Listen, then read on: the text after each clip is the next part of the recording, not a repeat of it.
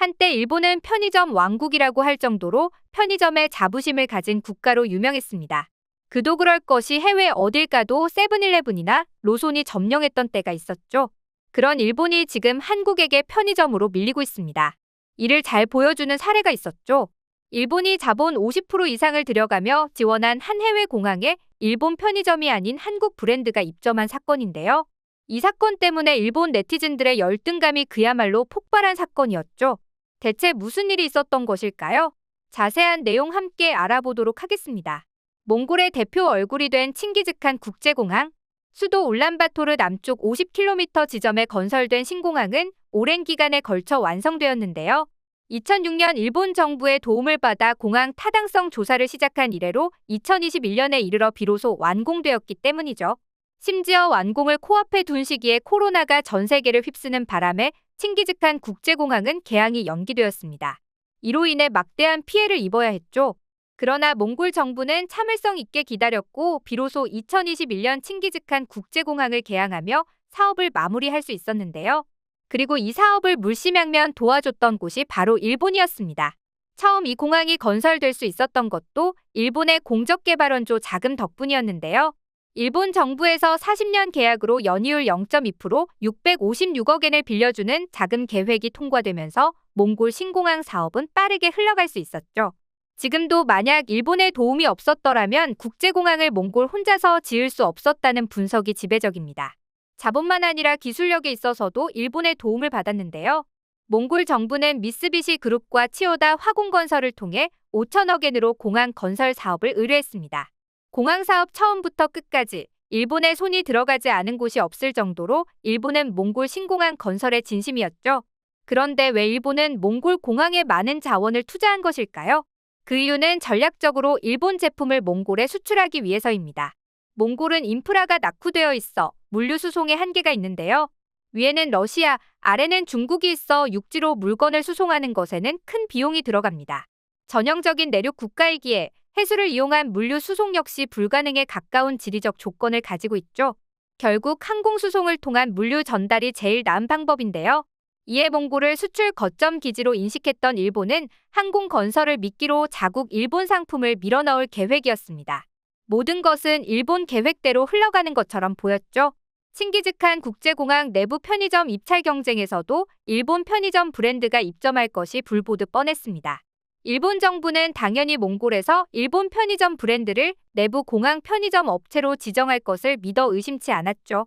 그러나 정작 뚜껑을 열어보니 결과는 정반대였습니다. 한국의 CU가 입찰 경쟁에서 승리하며 세븐일레븐, 로손과 같은 일본 브랜드를 따돌린 것이죠.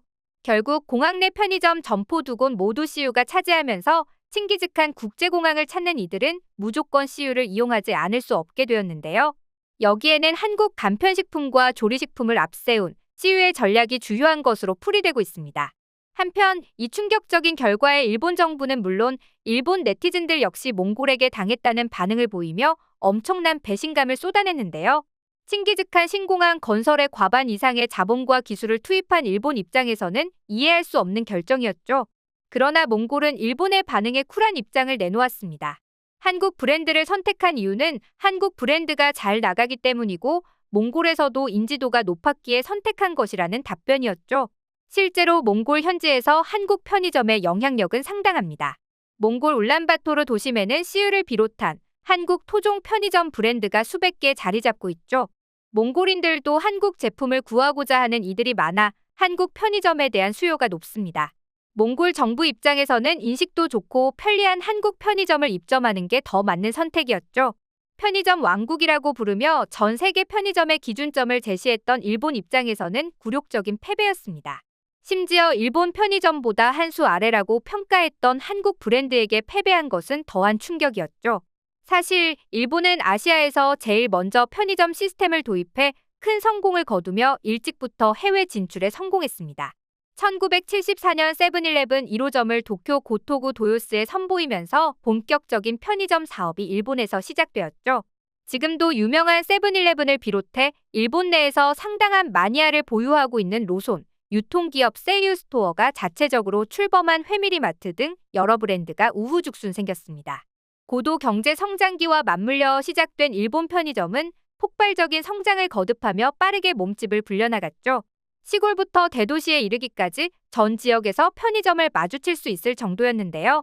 심지어 버블 경제가 터지고 난 이후 급격한 침체 상황에서도 편의점은 승승장구를 거듭했습니다.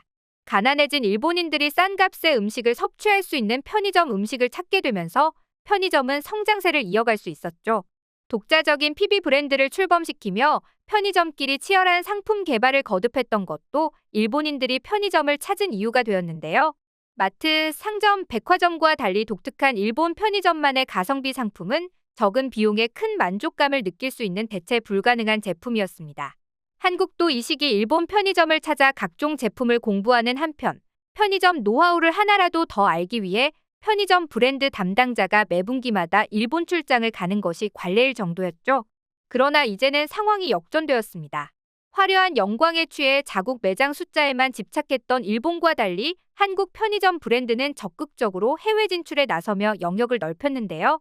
그 결과 국제적 인지도에서 일본 편의점이 한국 편의점에 비해 밀리는 일이 발생했습니다.